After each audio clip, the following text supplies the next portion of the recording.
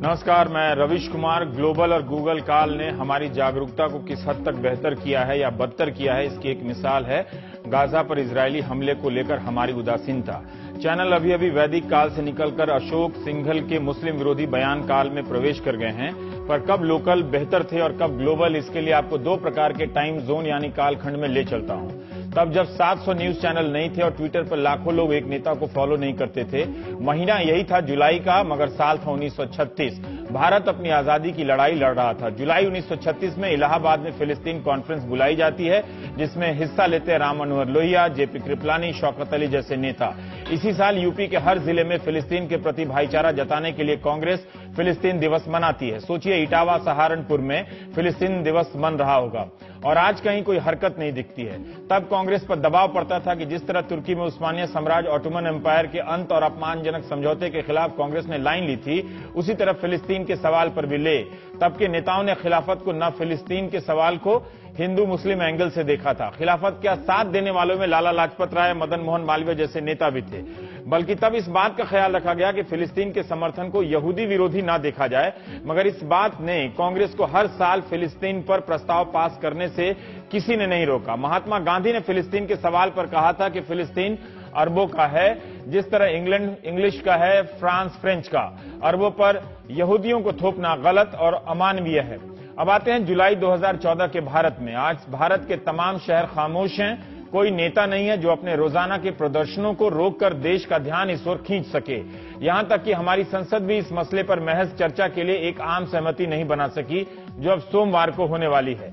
बुधवार को राज्यसभा में गाजा को लेकर चर्चा लिस्ट हो गई थी, मगर विदेश मंत्री सुषमा स्वराज ने सभापति को लिखा कि यह चर्चा किसी नियम के तहत स्वीकार नहीं है, न ही वांछित अर्थात डिजायरेबल है।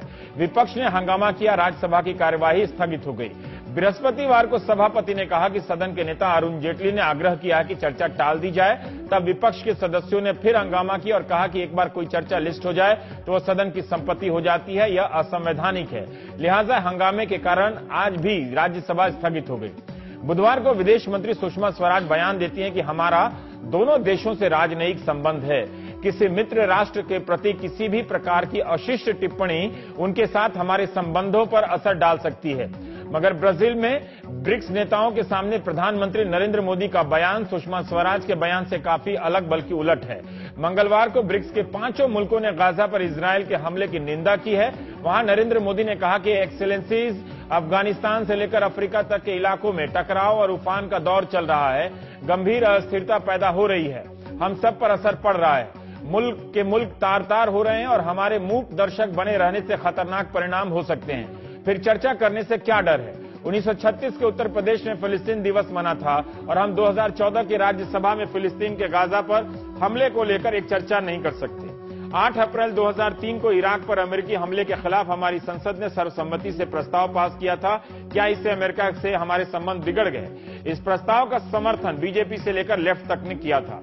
पूरी दुनिया में इस वक्त विरोध प्रदर्शन हो रहे हैं। स्पेन, न्यूयॉर्क, लंदन, टोक्यो सहित कई मुल्कों में लोग झंडा बैनर उठाए इजरायल का विरोध कर रहे हैं। मगर व्हाट्सएप, फेसबुक, ट्विटर से ग्लोबल हुए भारतीय बेखबर हैं। बृहस्पतिवार को कश्मीर में बंद का हुर्रियत ने आयोजन किया तो सीपीएम से लेकर आयशा तक ने दिल्ली और कोलकाता में प्रदर्शन किया।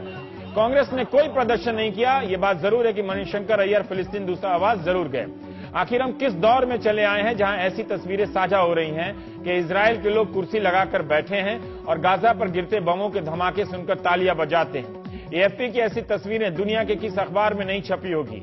यह तस्वीर एक डच पत्रकार के ट्वीट से दुनिया भर में पहुंची, जिसमें लोग पॉपकॉर्न खाते हुए, हुक्का पीते हुए गाजा पर गिरते बमों का लुत्फ उठा रहे हैं। 10 दिन से इजरायल गाजा पर हमले कर रहा है। 18 लाख लोगों की आबादी वाला गाजा फिर घिर गया है।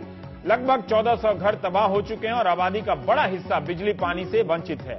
250 के करीब लोग मारे जा चुके हैं और मरने वालों में बच्चों की बड़ी संख्या है। स्कूलों को ध्वस्त कर दिया गया है। अस्पताल, विकलांग केंद्रों पर हमला किया गया है। आज के द हिंदू अखबार में ट्रिनिटी कॉलेज के प्रोफेसर विजय प्रसाद ने लिखा है कि इजरायल हमास नाम के आतंकवादी संगठन की सजा पूरे गाजा को नहीं दे सकता।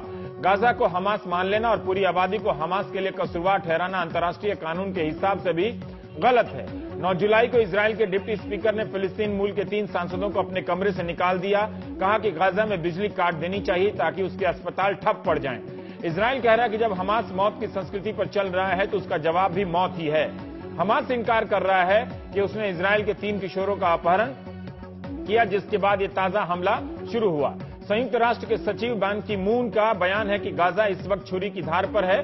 10 जुलाई को सुरक्षा परिषद की बैठक हुई। अमेरिका, इजिप्ट सब कहने के स्तर पर सीज फायर की मांग कर रहे हैं, मगर इजराइल किसी की नहीं सुन रहा।